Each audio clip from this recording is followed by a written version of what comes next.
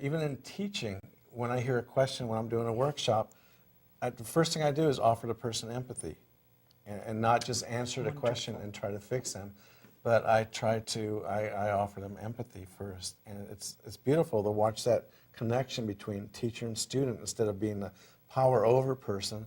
There's a beautiful sensation of power with, which is the same need. So when Gigi asked me, so Rick, you're needing some ease. We all have that need at times, those values for ease in our life. So all of a sudden, we're connecting. There's this beautiful connection. It's like the first time I ever asked this person, so are you frustrated?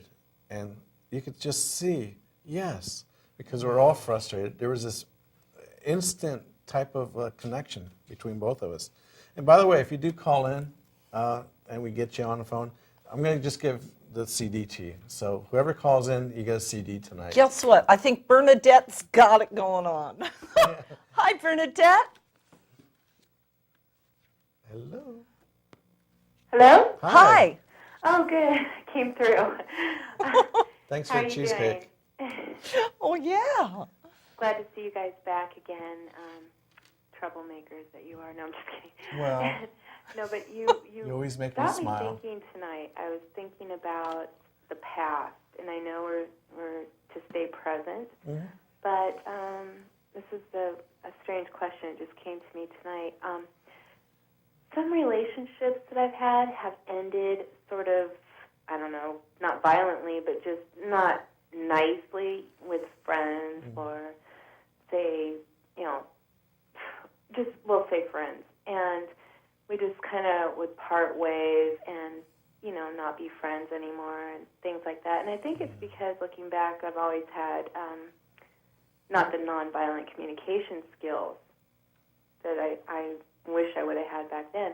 So is there any way that you would suggest going back and, making amends with people in your past that maybe bother you today? Yeah. So let me offer some Beautiful. empathy, as we were talking about, as I like to do with you or with anybody that comes up with a question like that. So I'm guessing that you would like to have some closure, some really peaceful closure with this person. Yeah, and it could be one person or various people throughout our lives that, Yeah, and I would guess it would bring a lot of ease to your life, just not to have to think about this situation anymore or whatever was going on, or just have some forgiveness. Right, just, Yeah. say, hey, I'm sorry that our friendship ended that way, but Some comfort. let's have some understanding of maybe why it did and some closure, and let's just think of each other in a good way for the rest of our life. So I do have some suggestions, if you would like to hear them. No, that's okay. No, Okay, I'm just thanks. kidding. Oh, I'm hearing a sweet sadness. Yeah. Just a real sweet sadness. Yeah. And I've been Okay. dealing with this myself, because I stopped a relationship about a year and a half ago. And I needed? I needed some space from this person just for a little while for me to work on the forgiveness. Eventually, I think we need to get to the forgiveness stage so that, and with forgiveness to me is there is no resentment towards the other person.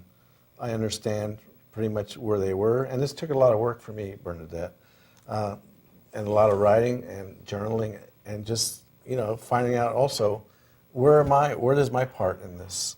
What needs was I trying to meet by what I said to this person or what I did? So there's a lot, in this. And how do you close a relationship? I think with honesty. You really go to another piece of that is the appreciation is to remember when you first met that person and all the needs that this person was meeting for you. We do have other people, they do meet our needs. And when those needs are not being met, there's a period of mourning also. And that's really an important part that, okay, these feelings just don't go away. They're going to stay a while because we're still mourning. We're still in that mourning where our needs were met, but now they're not being met anymore. So just even an acknowledgement that here I am. Okay, I got these deep feelings right now, and they're going to be here for a while, but they're also telling me something that my needs are not being met.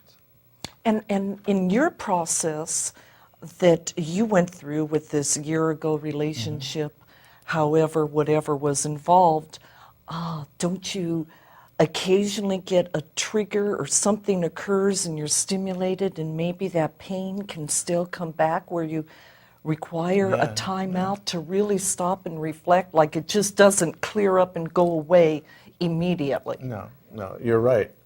But the part where I'm at now is there was that forgiveness, self-forgiveness for myself, for some of my strategies Beautiful. of meeting my needs, and also forgiveness for the other person. So I did send them a note last week saying I would like to open up communications again, and would you be willing to do that also? And it's up to that person, yes or no. It's a request and not a demand. And if they Yes. say no, I'm totally okay with that. If they say yes, I'm also okay, and not going back to the old resentments and things like that. So, I mean, it took a year and lot a of half. healing. So it's really, but it's